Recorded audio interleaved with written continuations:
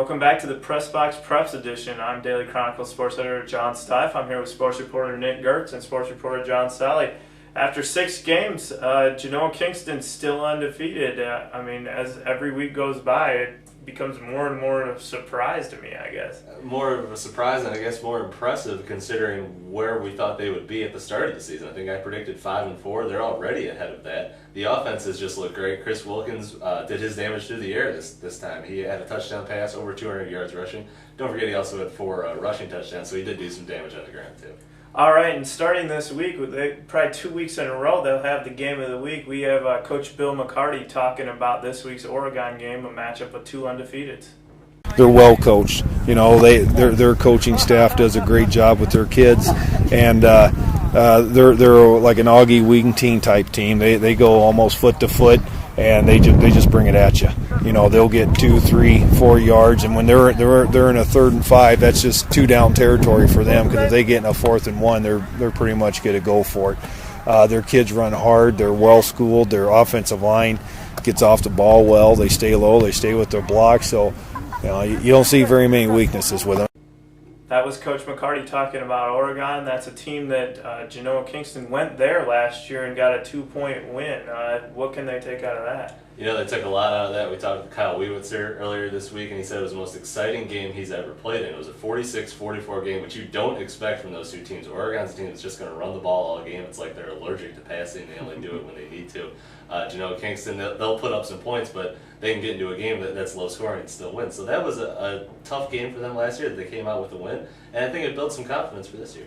All right, and this far into the season, you're not used to having an undefeated team in the area. No, not at all. I mean, it's never really happened here. I've been here for 5 years, and I think, this is probably the best team record-wise that we've had.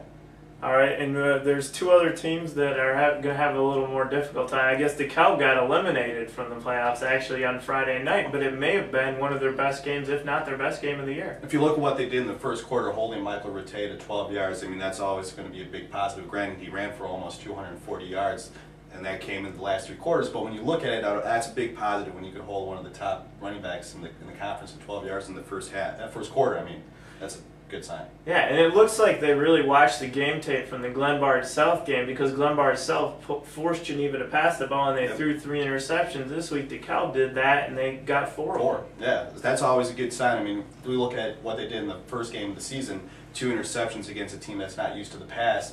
They did the same thing against Geneva, and they picked off 4 this time. So, I mean, they're doing some good stuff, it looks like. All right, and what do the Barbs have to do in the last 3 weeks? And they're not going to be a playoff team, but what do you take out of those final 3 weeks when you come in with only 1 win?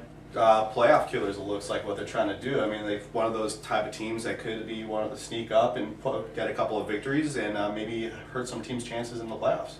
All right, and Sycamore had a big loss on Friday night, falling to Rochelle 35-26, and it was, I guess, a game where it looked like Rochelle was going to go with their old, wing tee, run the ball out the gut for a half, and it was 6-6. But then all of a sudden, Rochelle comes out, they're running kind of a spread formation, and they're throwing the ball way down the field. That's not something you've ever seen out of Rochelle. No, it's always been run, and pass when they have to, and this has been a change for them. I mean, who knows why they did the wrinkle, but I mean, it looked like it worked pretty well for them. Yeah, and they had a little bit of a tight end injury, and that was part of the reason they gave. But they also just wanted to mix things up, and it really opened up. And in the 3rd quarter alone, both teams scored 35 points. But really, what it came down to was Sycamore couldn't stop anybody again on defense, and once again giving up 35 points. And you're not going to win a lot of games when you're playing defense like that, are you? Not at all, especially towards the end of the year when you got your big teams coming up that you need to win games against. All right, and Sycamore has 3 games left starting this week at Batavia. They've got to get 2 wins out of there to make the playoffs. So it's looking like it's going to be pretty tough when you have a team like Batavia and Glenbard South on the schedule, along with a Yorkville game that looks winnable. You need to pull out 1 win against one of those 2 teams against Glenbard South and Batavia, and that's a tall task to ask for. All right, and it's a huge week for Sycamore and for Genoa Kingston. DeKalb hopes just to be a playoff killer right now. So we'll be back next week with all the results and talking about this Friday's games. Once again, if you got any questions, you can send them to sports@daily-chronicle.com, and we'll see you next week.